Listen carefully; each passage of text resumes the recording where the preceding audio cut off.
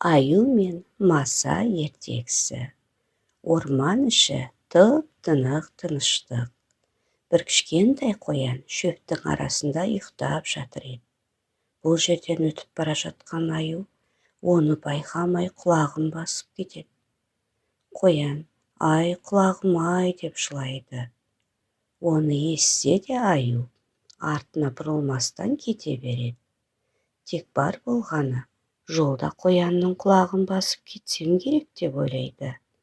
Тіпті қоянның айқайлаған дауысын естімегендей болады. Қоян құлағын сипалап отырып, аю күшті, денесі де үлкен, қасқыр да түлкі де оның достары. Аюға ешкімнің әлі келмейді. Мені басып кеткенде өлетін едім ғой. Енді не істесем екен, маған кім көмектеседі дейді. Қоян осылай жылап отырғанда, шөптің арасынан бір жіңішке дауыс естіледі. Неге жылап отырсың, қоян? Бұл кім? дейді қоян жан-жағына үрке қарап. Мені көрмей тұрсың ба? Дәл алдыңдағы шөпке қарашы. Мен соның басында отырмын, дейді жіңішке дауыспен. Шөпте бір маса қонақтап отыр екен. Бағанағы жіңішке дауыс осы масаның дауысы болып шықты. Мен шөптің астында ұйықтап жатыр едім. Сол кезде үлкен аю құлағымды басып кетті. Ол қатты ауырды. Соған жылап отырмын. Аю мені жұбатқан да жоқ, дейді қоян масаға. Солай де, сені ренжіткен, ұйықтатпаған аю ма? Ендеше мен де оны ұйықтатпаймын, дейді маса. Қоян масаның сөзіне таңғалады. Сен бе? Сен кішкентайсың ғой, ал аю үлкен. Оған сенің әлің келмейді.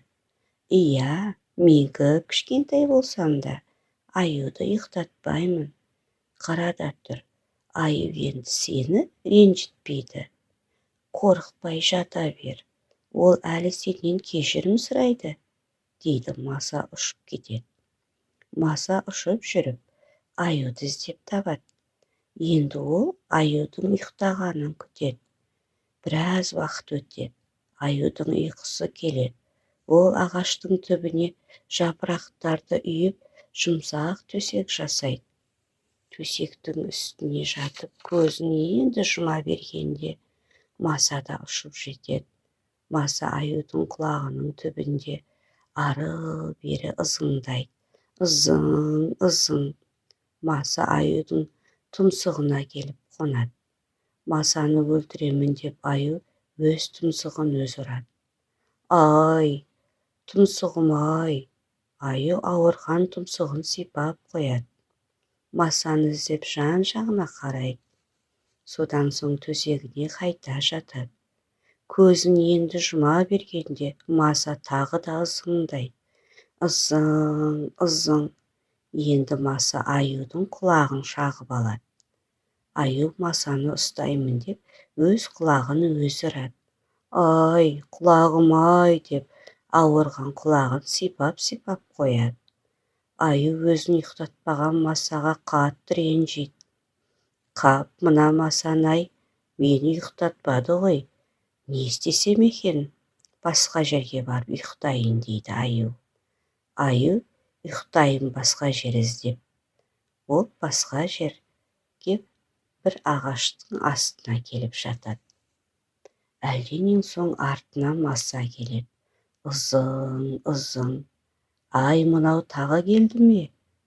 Менің артымнан неге қалмайсың?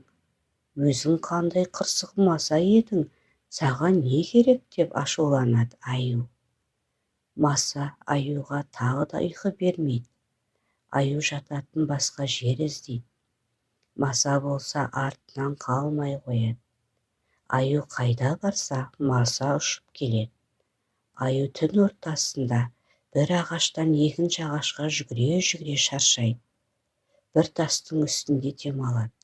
Масаның ұшып келетінін күтеді. Аз уақыттан кейін Маса ұшып жетеді, ызың. Аю оған: айналайын Маса, болды қойшы, шаршадым, ұйқым келіп тұр. Не айтсаң соны орындайын, тек маған ұйқы берші дейді. Бүгін сен ұйықтап жатқан қоянның құлағын басып кеттің, бірақ одан кешірім сұрамадың. Осы ісің дұрыс па? Қазір қояннан кешірім сұра. Бұдан былай оны ешқашан ренжітпейтін бол. Сонда ғана тыныштық ұйықтайсың дейді Маса. Айтқаның болсын, орындайын деп Масаның тыныштық бермейтінін білген аю: жақсы, енді қоянды ренжітпеймін, одан кешірім сұраймын дейді. Осылайша аю қояннан кешірім сұрайды, ал қоян болса үлкен аюды тәртіпке шақырған кішкентай Масаға алғысын білдіреді. Содан бері қоян мен Маса дос болған екен.